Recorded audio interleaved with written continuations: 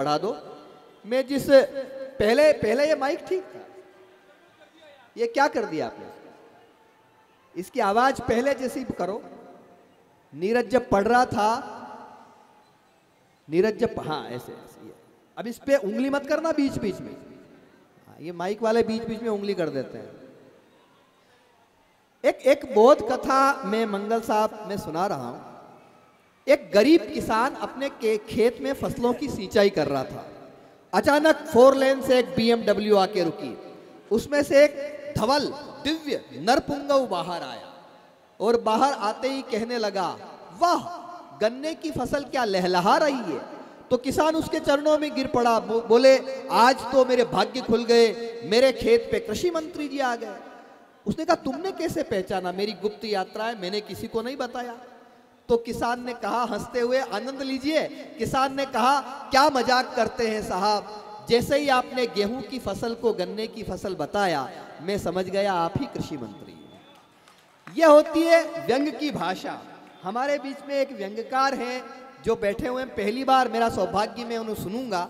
और आप भी व्यंग को सुनना सीखिए, उसके लिए कानों की नहीं प्राणों की जरूरत होती है। मनोज सिंगल बेचैन साहब जो हैं, मैं उनसे अनुरोध करूंगा वे आए और अपने व्यंग से इस महफिल को थोड़ा और जवान करें। एक बार जरा जोरदार तालियां मनोज भाई के लिए बजाएं।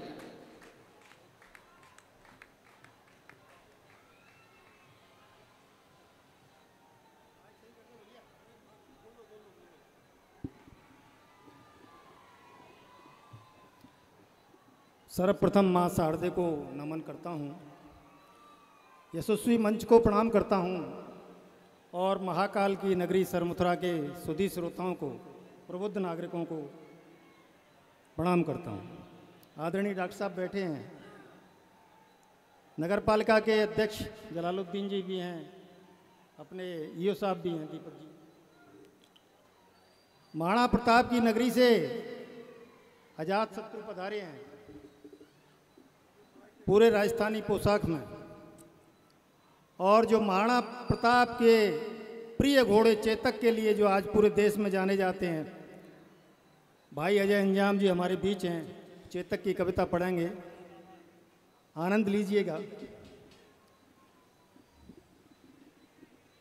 आदरणीय आजाद जी ने कहा कि कविता 3 अक्षरों से 3 अक्षरों से बना है, जिसका अर्थ होता है कल्पना, ताल और विचार। मैं वहां से अपनी बात शुरू करता हूं जी। कि कविता कल्पना है, ताल है, विचार है। कविता कल्पना है, ताल है, विचार है, कवि के अनुभवों का सार है। कविता एक वेदना है, दर्द है, संवेदना है। कविता एक वेदना है, दर्द है, संवेदना है। कविता जनमानस की पीड़ा है, कवि द्वारा उठाया गया बीड़ा है। कविता जनमानस की पीड़ा है, कवि द्वारा उठाया गया बीड़ा है। कविता गीत है, संगीत है, 2 दिलों की प्रीत है। कविता गीत है, संगीत है, 2 दिलों की प्रीत है। कविता एक पहेली है, हम कवियों की सहेली है। कविता एक ललकार है और कवियों की तलवार है। कविता एक ललकार है और कवियों की तलवार है। क्या बात है, वाह। दोस्तों, देश के राजनीतिक स्तर के गिरते हुए स्थिति को देखते हुए मैं 4 बार लाइनें शुरू करता हूं, फिर मैं अपनी कविता पढ़ूंगा, बेटी का भ्रूण, और उसके बाद में एक छोटी सी रचना और पढ़ूंगा, मेरा गांव मुझे लौटा दो। कि सत्ता धंधे की दुकान बन गई, नेतागिरी शान बन गई जी। सत्ता धंधे की दुकान बन गई, नेतागिरी शान बन गई। और चलते फिरते हर गुंडे ने पाजामा कुर्ता सिलवाया। गांधी सोच सोच कर मर गए, राम राज्य नहीं आने पाया। सरेआम इज्जत लुट जाए, सरेआम इज्जत लुट जाए, या भारत माँ का सिर कट जाए। आजाद हिंद के इन गुंडों को हमने बस हंसता ही पाया। और गांधी सोच सोच कर मर गए, राम राज्य नहीं आने पाया। गांधी सोच सोच कर मर गए, राम राज्य नहीं आने पाया। साथियों, आप बहुत बड़े कवि हैं, मैं तो राज की सेवा में होने के कारण ज़्यादा लंबी यात्रा पे जा नहीं पाता हूँ। जितना मेरा ज्ञान है, डॉक्टर SD मंगल बैठे हुए हैं, हाँ, मेरे को समय नहीं मिलता है, कभी मेरी मजबूरी होती है। अगर मैं किसी दिन आ गया अखाड़ा में, फिर देख लेना। हाँ, मैं बेटी का भ्रूण आपको सुनाता हूँ। आदरणीय सुनिएगा, आपने मुझे कभी नहीं सुना है, स्वागत। और शायद बहुत लोगों ने नहीं सुना है जी। बेटी का भ्रूण माँ के गर्भ में पल रहा है और इधर पूरा परिवार उस बेटी के भ्रूण को गर्भ से निकालना चाहता है, तब उस बेटी के भ्रूण की क्या पीड़ा है, अच्छा विषय है। वो क्या निवेदन करता है अपने माँ बाप से कि मेरी हत्या नहीं कीजिए, वो मैं अपने पीड़ा की कविता एक सुनाता हूँ आपको कि माँ मैं तेरा अंश हूँ, पापा मैं तेरा वंश हूँ, मुझे जन्म से पहले मार न देना, मैं ही तुम्हारे परिवार का हंस हूँ। माँ मैं तेरा अंश हूँ, पापा मैं तेरा वंश हूँ, मुझे जन्म से पहले मार न देना, मैं ही तुम्हारे परिवार का हंस हूँ। माँ मैं तुम्हारे मधुर मिलन का प्रतीक हूँ। माँ मैं तुम्हारे मधुर मिलन का प्रतीक हूँ, पापा मैं तुम्हारे प्यार की जीत हूँ, मुझे जन्म से पहले मार न देना, मैं ही तुम्हारे जीवन का संगीत हूँ। माँ जब से मैं तेरे गर्भ में आई हूँ, तूने कैसे कह दिया कि मैं पराई हूँ। माँ जब से मैं तेरे गर्भ में आई हूँ, तूने कैसे कह दिया कि मैं पराई हूँ। तुम खोई खोई सी रहती हो, न मेरी सुनती हो न अपनी कहती हो, रोज अस्पताल जाती हो, उस मनुष्य डॉक्टर को दिखाती हो और घर आकर पछताती हो। तुम माँ जब से मैं तेरे गर्भ में आई हूँ, तुमने कैसे कह दिया कि मैं पराई हूँ। तुम खोई खोई सी रहती हो, न मेरी सुनती हो न अपनी कहती हो, रोज अस्पताल जाती हो, उस मनुष्य डॉक्टर को दिखाती हो और न जाने क्यों घर आकर पछताती हो। मुझे लगता है तुम्हारे दिमाग में भी कुछ गड़बड़ चल रहा है। मुझे लगता है तुम्हारे दिमाग में भी कुछ गड़बड़ चल रहा है। मेरा तुम्हारे गर्भ में पलना शायद तुम्हें बहुत खल रहा है, तभी तो तुम उस डॉक्टर से फुसफुसाकर बात करती हो। मुझे लगता है तुम्हारे दिमाग में कुछ गड़बड़ चल रहा है। मेरा तुम्हारे गर्भ में पलना शायद तुम्हें बहुत खल रहा है, तभी तो तुम उस डॉक्टर से फुसफुसाकर बात करती हो। मैं गर्भ में ही मर जाऊं इसलिए ऊंचे नीचे पांव धरती हो। मगर माँ तू मुझे पैदा तो होने दे, मगर माँ तू मुझे पैदा तो होने दे। मैं तेरे दिन रात तेरे पैर दबाऊंगी, तेरा घर खुशियों से भर दूंगी, तेरी हर मांग पूरी कर दूंगी। माँ जैसे ही मैं होश संभालूंगी काम में लग जाऊंगी। मैं अपनी आजीविका भी खुद कमाऊंगी, तुझ पर रत्ती भर बोझ नहीं आने दूंगी, और खाना मैं बनाऊंगी तुझे नहीं बनाने दूंगी। वाह माँ, बहुत माँ तू मुझे पैदा तो होने दे, मैं तुझ पर रत्ती भर बोझ नहीं आने दूंगी। दिन रात तेरा पैर दबाऊंगी, तेरा घर खुशियों से भर दूंगी, तेरी हर मांग पूरी कर दूंगी। माँ जैसे ही मैं होश संभालूंगी काम में लग जाऊंगी, अपनी आजीविका भी मैं खुद कमाऊंगी, तुझ पर रत्ती भर बोझ नहीं आने दूंगी, और खाना मैं बनाऊंगी तुझे नहीं बनाने दूंगी। तुम मुझे प्यार की पुचकार देना बस, तुम मुझे प्यार की पुचकार देना बस, उसी के बल से देखना मैं आगे बढ़ जाऊंगी। और प्रधानमंत्री तो मैं बहुत पहले थी, प्रधानमंत्री तो मैं बहुत पहले थी, अब राष्ट्रपति भी बन चुकी हूँ। शायद तुझे नहीं पता मैं एवरेस्ट भी चढ़ चुकी हूँ, और अंतरिक्ष तो मैं अभी होकर के आई हूँ। बहन के लिए बहन और भाई के लिए भाई हूँ, तू ये न समझ के मैं अबला हूँ, मैं भी आज की फौज की सिपाही हूँ। माँ मैं तुझे सच बता दूँ, मैं मीत के लिए मीत और दुश्मनों के लिए दंस हूँ। मुझे जन्म से पहले मार न देना, मैं ही तुम्हारे परिवार का हंस हूँ। माँ मैं तेरा हंस हूँ, पापा मैं तेरा वंश हूँ। माँ मैं तेरा हंस हूँ, पापा मैं तेरा वंश। एक कविता और सुना दीजिए। मैं चाहूंगा एक कविता और सुना दें। एक बार आप तो तालियां बजाएं। 5 मिनट की कविता है। 5 मिनट 3 मिनट की 3 मिनट की उसको छोटा कर दो। अच्छा मैं इसलिए कह रहा हूं, देखिए वो एक कवि ने इतनी लंबी कविता सुनाई कि सामने बैठा एक श्रोता वीर गति को प्राप्त हो। कोई नहीं होगा। उस कवि पे बाकायदा हत्या का मुकदमा चला, मामला कोर्ट में पहुंचा। जज ने कहा, हे कवि, तुम्हारी कविता सुन के एक श्रोता के प्राण पखेरु उड़ गए, तुम्हें फांसी की सजा दी जाती है, तुम्हारी कोई आखिरी इच्छा हो तो बताओ। कवि बोला, जज साहब मैं वही कविता आपको सुनाना चाहता हूँ। सुनिए तो जरा एक बार तालियां बजा दें, ये वो वाली कविता नहीं सुना रहे हैं। लंबी कविता है मेरी, आप भी सुनिए। छोटी सी सुना दो। शहर में मेरा दम घुटता है, मेरा गांव मुझे लौटा दो। क्या बात, ऊपर ना आ गया, आप क्या चाहिए? अब तो ताली बजा दो। मैं आपको गांव की ओर ले चलता हूं। एक मेरी रचना है, आपको आनंद देगी।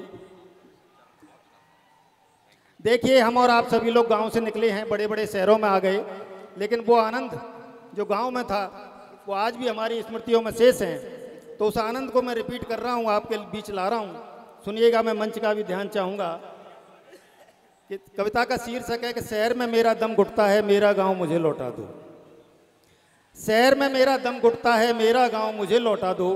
वो बरगद वो ताल तलैया, वो बरगद वो ताल तलैया, नीम पे बैठी सोन चिरैया, भैंस बकरिया और वो गैया, रमुजी काका मोहन भैया। आहा आहा, क्या बात है, वाह वाह वाह वाह। वो बरगद वो ताल तलैया, नीम पे बैठी सोन चिरैया, भैंस बकरिया और वो गैया, रमुजी काका मोहन भैया। वो कुआ वो नदी हमारी, आय हाय, वो कुआ वो नदी हमारी, बीच में थी जो पोखर न्यारी, बीच गांव का चौक चौबारा, उस नुक्कड़ का मंदिर प्यारा। वो संध्या की प्यारी बेला, छोटी माता का वो मेला। घास लेट की बड़ी जलेबी, थान पे रहती थी जो देवी, सुबह सुबह की छटा निराली। देवर को भाभी की गाली, पनगट पर गुटकर बतियाना, देवर भाभी का इठलाना। वाह वाह वाह वाह वाह वाह वाह, बहुत अच्छे। पनगट पर गुटकर बतियाना, देवर भाभी का इठलाना, छाछ पड़ोसी से मंगवाना, पोदीना उसमें डलवाना, और बड़े चाव से बिन चुपड़ी ही रोटी 8 मजे से खाना, और लगा सिराना, फिर हाथों का टूटी खाट पकड़ सो जाना। इस मस्ती का तोड़ बता दो, मेरा गांव मुझे लौटा दो, शहर में मेरा दम घुटता है, मेरा गांव। वाह, बहुत। वो सावन के लंबे झूले, वो सावन के लंबे झूले, फिरते थे हम फूले फूले, बहनें आती बुआ आती, सावन की मल्हारें गाती। वो सावन के लंबे झूले, फिरते थे हम फूले फूले, बहनें आती बुआ आती, सावन की मल्हारें गाती। कभी कभी जीजा भी आते, कभी कभी जीजा भी आते, अपनी थोड़ी ऐंठ दिखाते, छोटी साली उन्हें सताती, नमक डाल पानी पिलवाती। फिर जीजा का गुस्सा करना, साले का फिर लज्जा करना, जीजा का फिर खेत पे जाना, साले संग खेत जुतवाना, बैलों को स्नान कराना, सनलाइट से जमकर नहाना, और सिर पर डाल के गीली धोती खुशी खुशी घर वापस आना। इस निश्चल प्रेम मोहब्बत का कोई तोड़ मुझे बतला दो, शहर में मेरा दम घुटता है, मेरा गांव मुझे लौटा। क्या बात है, वाह। बैलों की वो अद्भुत जोड़ी, बैलों की वो अद्भुत जोड़ी, रमजानी भैया की घोड़ी। बैलों की वो अद्भुत जोड़ी, रमजानी भैया की घोड़ी, कुश्ती का वो बड़ा अखाड़ा, भेड़ों का वो अद्भुत बाड़ा। बैलों की वो अद्भुत जोड़ी, रमजानी भैया की घोड़ी, कुश्ती का वो बड़ा अखाड़ा, भेड़ों का वो अद्भुत बाड़ा। पीपल की वो ठंडी छाया, सुकून जाम सबने पाया, कोयल की वो कूक निराली, सावन भादों की हरियाली। मोरों का वो नृत्य अनूठा, भौजाई से देवर रूठा, और गोधूली की अद्भुत बेला, पशुओं का वो रेलम पेला। गोधूली की अद्भुत बेला, पशुओं का वो रेलम पेला। मोटी रोटी साग रसीला, और खीर संग खाते थे चीला। मोटी रोटी साग रसीला, खीर संग खाते थे चीला। वो मट्ठा संग मीसी रोटी, खिल जाती थी बोटी बोटी। बिन झालर की वो दीवाली, होली पर गेहूं की बाली। आमों का वो बौर सुहाना, सरसों का घर को महकाना, गोबर से घर को लिपवाना, खड़िया के फिर चौक सजाना। और दादाजी की वही कहानी, एक था राजा एक थी रानी, हर द्वारे होती रामायण, महीने भर का मास परायण। इस मस्ती का तोड़ बता दो, मेरा गांव मुझे लौटा दो, शहर में मेरा दम घुटता है, मेरा गांव मुझे लौटा दो। लास्ट बंद और देता हूं कि मिलजुल करके खेती करना, दुखियारी का पानी भरना। मिलजुल करके खेती करना, दुखियारी का पानी भरना। हर बेटी की इज्जत प्यारी, बुआ जी की महिमा न्यारी। मिलजुल करके खेती करना, दुखियारी का पानी भरना। हर बेटी की इज्जत प्यारी, बुआ जी की महिमा न्यारी। फूफा जी का भारी रुतबा, अब पोजीशन बड़ी खराब है फूफा जी की।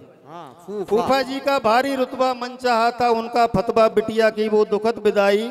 सबकी आंखें जब भर आईं, पैर पूज घर बाहर करना। हाथों में कुछ पैसे धरना, रिश्तों में गरमाहट रखना, दरवाजों पर आहट रखना। बड़े बुजुर्गों से शर्माना, दादा बुआ से घबराना। और सिलबट्टे की यमिया चटनी, दूध का बेला दही की मथनी। हाय हाय हाय हाय। सिलबट्टे की यमिया चटनी, दूध का बेला दही की मथनी। और नदिया में फिर कूद नहाना, रेत में लोटक पीटा खाना, पेड़ पे चढ़कर आम तोड़ना, और फिर माली के हाथ जोड़ना। और मित्रों पर जमकर इतराना, मिलने के नित नए बहाना। टेसू झेंजी और सांझी के खेल खेलने घर घर जाना। सांझ समय देरी से आना, बापू से पिटकर सो जाना। इस मस्ती का तोड़ बता दो, मेरा गांव मुझे लौटा दो, शहर में मेरा दम घुटता है, मेरा गांव मुझे लौटा दो। धन्यवाद, बहुत बहुत धन्यवाद। जोरदार तालियां बजाएं हमारे बहुत प्यार। जब तक कवि सम्मेलनों में ऐसी कविताएं सुनी जाएगी, तब तक कवि सम्मेलन जिंदा रहेंगे। मनोज भाई के लिए एक बार जोरदार तालियां फिर से बजाई जाए। इनकी कविता सुनते हुए मुझे एक पंक्ति याद आई कि मेरे गांव के बिछड़े हुए सुनहरे पंछी, जब भी आते हैं नया दर्द जगा देते हैं। शहर में होते हैं लेकिन गांव याद आता है। मेरे गांव के बिछड़े हुए सुनहरे पंछी जब भी आते हैं नया दर्द जगा देते हैं।